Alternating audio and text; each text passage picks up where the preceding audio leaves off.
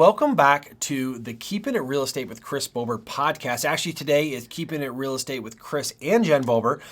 And so, of course, we are Team Bober here at Nebraska Realty. We work together. And, when we put our stuff out there for you guys to listen to us and to watch us, our mission is to educate and empower you to make great real estate decisions.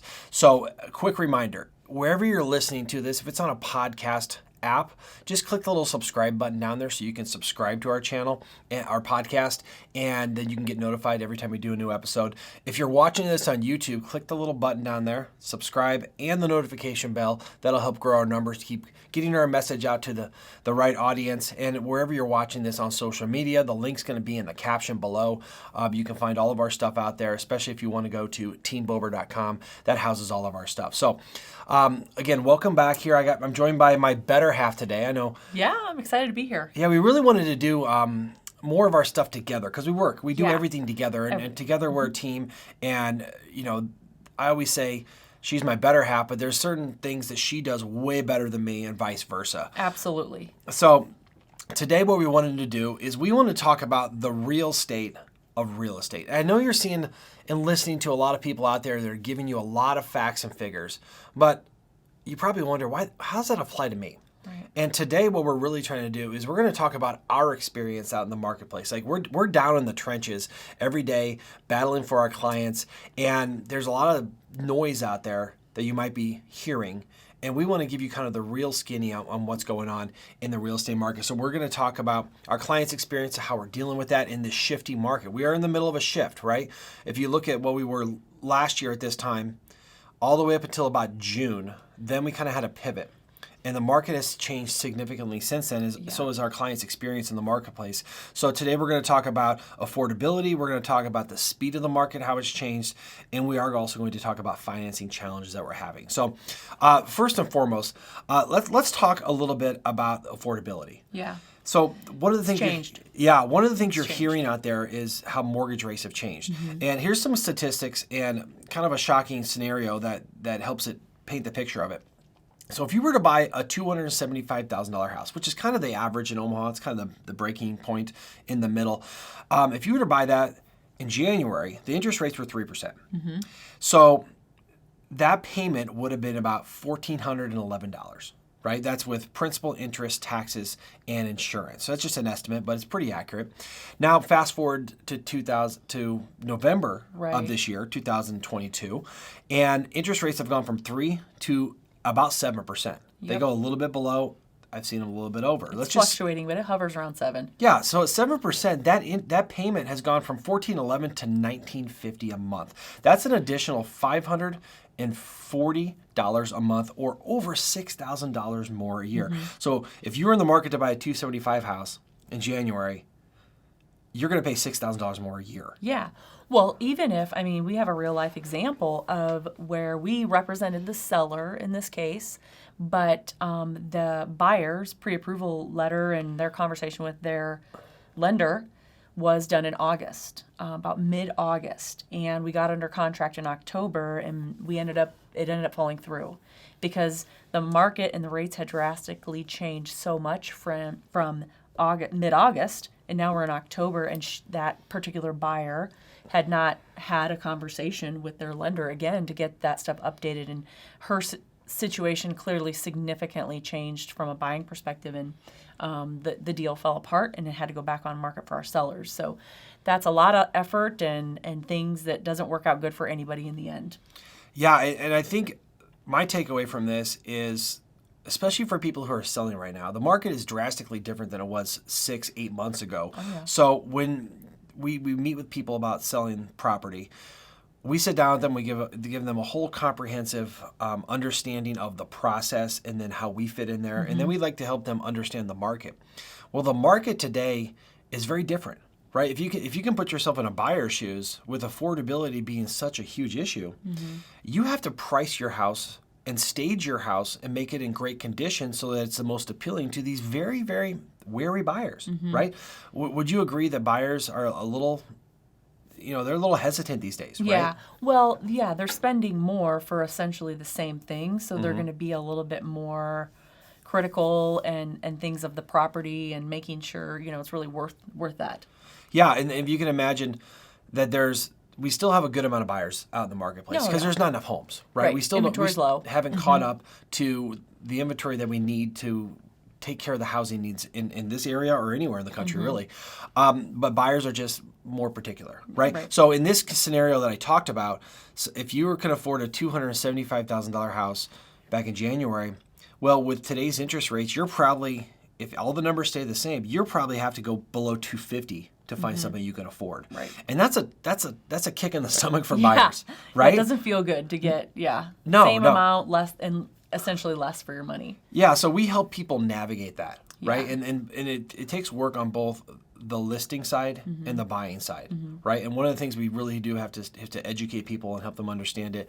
It's also very important to have relationships with lenders. So the next statistic that has really kind of shown up is just the overall market, but I think what we're seeing is the speed of the market has really changed. Just so we're clear, the last 2 or 3 years, the speed of the market was warp speed. It was ridiculous speed. Yeah. It just wasn't normal, but I think we got in our heads that is normal.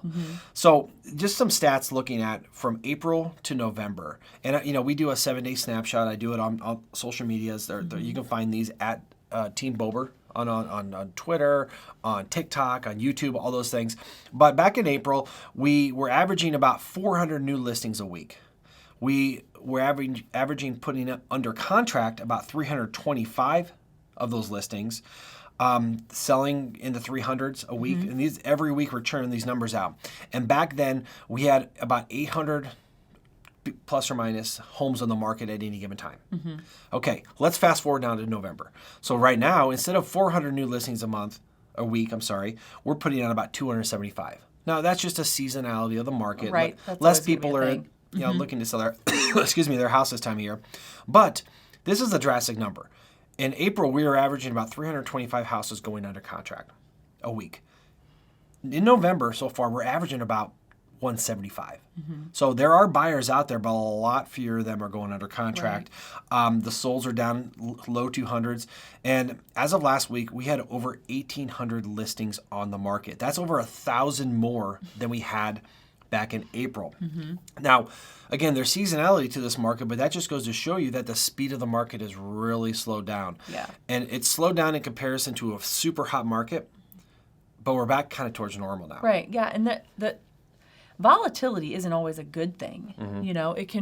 It's great to be a seller and have all these offers on your home and have all these options, but there's a tediousness and kind of a downside to that too. And I won't get too into it, but people think, well, a balanced market, because we're used to the last 2 years as a bad market. It's actually really the way it should be, and it makes your buyers are making a little bit more sounder decisions, and I just think there's a lot of good to it. Yeah, I think that balanced is the term that I would use right now as far as a market where the buyers and the sellers really don't have a clear-cut advantage over the other. Maybe truly back to working together to with the same goal in mind. Yeah, so buyers and sellers have to come together, and there's a lot of things that just kind of were normal that disappeared out of the process for the last few years, right? So the expectations are back to normal, I would say, for inspections. People want to buy a house. They want to have the right to have it inspected. The days on the market are increasing. So instead of going in hours or days, it might take a few weeks if it's priced correctly in the right condition for its location. And what the big thing that's coming up is that buyers and sellers with their agents have to learn how to negotiate again. Right. And this is something we haven't been able to do for a long time because the sellers had such an advantage. The big thing when it comes to sellers is you have to be realistic about the price. And you can't always think your price is going to be what my neighbor's house sold for, add some to it, and we're going to sell it like that.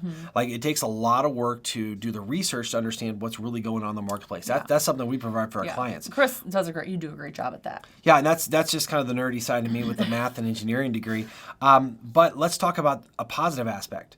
For the first time in a while, our buyers are having success. Yeah. Right? Yeah. So very recently, I was working with a new first-time home buyer couple, and they needed time. This was the first time they'd been out going through this process. I'm helping educate them along the way, but at the same time, it's a really big decision when you do it for the first time. And so it was just a great indicator of the market because we had looked at something on a Friday that boy, in April would have been gone in hours with multiple offers. And they were able to take the time and really think about it and do their homework. And we had a lot of conversation. And then they ended up going back on, 2 days later and writing an offer and got it accepted. And so that is a huge change from what we've seen the last couple of years. And so they were able to have the time that they needed to. Yeah, and they were able to have an inspection. Yeah. They were able to Yep. have so many of these kind of like standards that were Still in the market before. It was still a strong offer, but yeah, they were able to get the inspection, some things that they should be able to have. Yeah, and we got to negotiate in fairness between Yep. the seller and the buyer, Yep. and we ended up getting them a fair deal, and it's working out well. So the takeaway is that buyers out there today are on even ground with sellers. And Closer they've been in a long time. And of course, if sellers have to be more reasonable, then the buyers have to be reasonable, and we can negotiate in fairness. And it takes some skill to do that. The communication process has come back between buyers and sellers agents actually having to solve problems and get things worked out. It used for the longest time. It was just the seller was like, "Nope, you figure it out.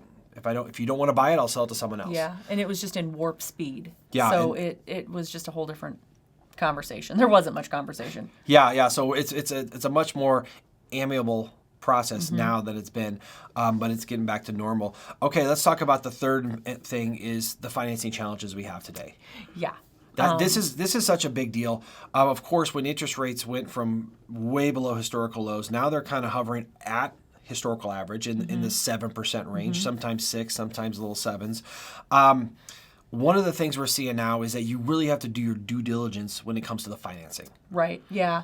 I mean, I guess in my experience or what I've been experiencing over the last several months is the key thing, and as Team Bober, this is always our big priority is relationships. But that in everything. So having a relationship with a lender is a really big deal. And also maybe speaking with us first to educate you on what are some of the questions you should be asking that lender, because I think sometimes a pre-approval is a very quick thing to get. You fill in a few things on maybe a website and you're pre-approved, but do you understand that lending institution? Do you understand what their processes are? Because they're all a little different. And wouldn't you rather get kind of more into the weeds and have a better, more solid picture of your borrowing power in the beginning before you're looking at houses, as opposed to, well, I got this pre-approval letter because I filled out a few boxes on a website, and then you get into a transaction and you realize that maybe that's not as accurate as you thought, and then you run into bumps down the line. Yeah, I think it's actually kind of cool that lenders are becoming important again. Oh, it's great. Where for long people can go on online and fill out whatever mortgage. They put in their income, they put their social security number in, and it kicks back what they're approved for. Well, that's just really a starting point. Yeah. For there, and it's so important to have a lender that you can communicate with. Ideally, you can meet them face to face, because really, as we go through this, it isn't just that it's getting harder because of the interest rates, but lenders are asking for more. Like a lot of people talk about, oh, we're going towards a bubble. Well, lending institutions aren't going to let that happen, right? They are very strict on lending money these days. They are, and they're held to so many layers of regulations and things like that. And then you get, from federal and all the way down. But then each institution has their own, what they call overlays, which are kind of their own rules for that particular bank or credit union or whatever they are, that they have to. So there's a lot of rules, and I have found in my experiences the last few months with buyers and on the sell side, because we deal with buyers, obviously, those seem to be tightening down a little bit for good reason, though. I mean, it's always to protect the consumer, but it's made it a different process, I guess, in the few months I've seen. Absolutely. So one of the things that we've kind of always held this standard, but we've even become more aware of this, is that we try to stay on top of the financing aspect of every deal. Now, if our clients are selling a house, when someone makes an offer, they include a pre-approval letter and they have the contact information for their lender. And we always follow up. I mean, we just don't assume that they're qualified. Well, the last couple of months, the first thing I look at when an offer comes in on a listing is the date of the pre-approval letter. And if that isn't within the last 2-3 weeks, maybe 4 weeks, I'm calling to ask them to get back with their lender, and we need to get an updated letter because I know it's changed.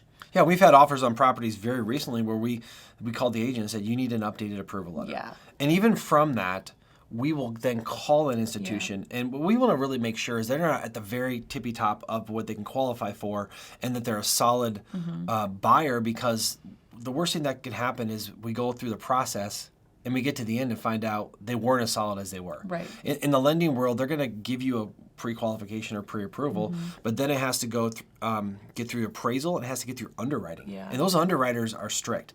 They are looking for any kind of debt. They're looking for any kind of judgments. They're looking for adverse situations that could affect their ability as a borrower. And we have to solve a lot of those. So what we do, both from the listing side and the buying side, and this is, I would say I mean Jen, is, you call them at least once a week, right? Oh, yeah. Just first of all, we're really getting more stringent. I've always reached out to the lender right away, but now asking more detailed questions about it, because we do things for a reason, right? And so there is good reason why we're doing this, because we've had some that didn't come together, and it, really went back to lending, quite frankly. But yeah, and so there's a very strict process that I follow of following up with title and lending every week, at least once a week. Whether we're on the buy or sell side, it doesn't matter. Just making sure everybody's on the same page, because things can happen really in a matter of minutes in real estate, change or things required, and so it's good to stay on top of that. Yeah, and that's just one of the advantages of working with Team Bober is you have Jen Bober. Mama Bober is taking care of the details, really, and that's a big plus for our business, is that there's two of us, so that you can be on top of the situation and make sure and try to do the best we can to get that deal to close. Right. The best thing that happens is that deal does get closed for our buyers and our sellers in that situation. So as you can see, the skills required to do what we do have accelerated, right? Yeah. And there's a couple things. If my takeaway from all this we talked about today is that relationships and experience matter. Well, and I kind of alluded to that a minute ago, the relationship part. And so just, I don't want to go backwards, but I want to also bring up, the relationship with the lender is so important. And if you are a buyer and you're bringing a lender into the situation that you have a relationship with, maybe have a quick conversation with your agent and make sure you've asked the right questions and you understand that. But also, if you've never had a mortgage or been through this process with an institution, Chris and I have spent over 20 some years in our combined career in real estate building great relationships and going through these difficult transactions with lenders we know that are good at doing things, and we can always help in that way too. But yeah, it's a really big deal that you want to make sure you're in a trusting relationship when you go into that. Absolutely, and that's how we build our business. Like, our business is built on relationships. Almost 100% of our clients are referred to us by past clients, friends, and family, and our good vendors out there. And we do have experience and relationships with really good lenders. And we love working with lenders that we can recommend to our clients, because then we can get them on the phone, right? Yeah. We see them all the time. We know who they are. We trust them to get the deal done, to do their job.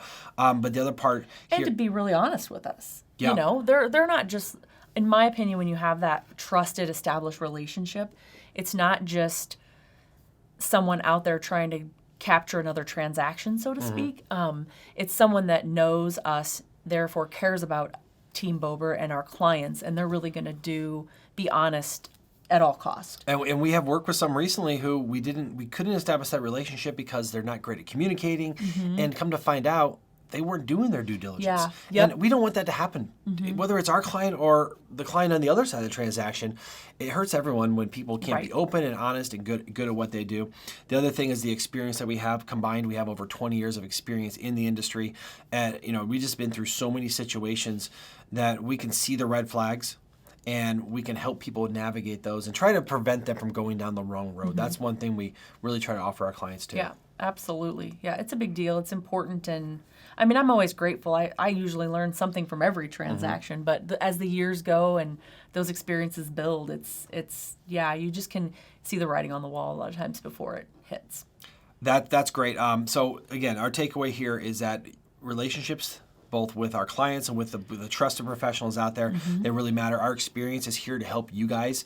Of course, we've been doing this for a long time. We like to say we provide authentic hospitality, right? You're not only getting the numbers guy who can see the black and white. You're getting Mama Bober too. Yeah, she gets kind of mama bear out there about our clients and taking care of them. So that's what we have to offer. That's what we do.